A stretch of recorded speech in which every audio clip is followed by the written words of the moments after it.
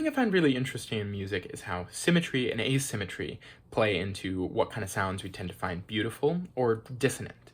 And what's very interesting is that asymmetry actually tends to be a lot prettier to our ears, at least Western ears.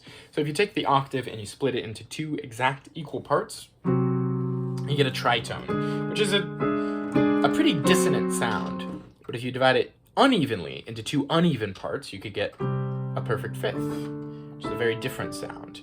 Divide the octave into three equal parts, and you get a augmented triad, as opposed to unequally into three parts, and you can get a major triad or a minor triad.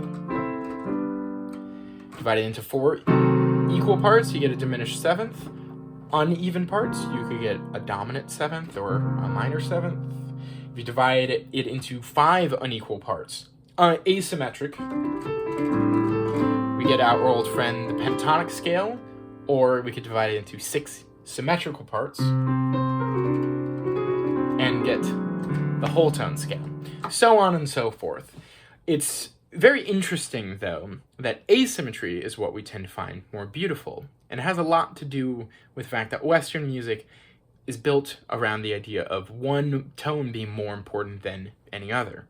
And when you start to take that away, when you remove that sense of any tonal center, it's a little hard for our Western ears to understand. Or maybe it's because nature doesn't tend to be exactly symmetrical. Whichever it is, it's a really interesting feature that's built into both music as well as the way that we tend to hear it. So, hope you enjoy.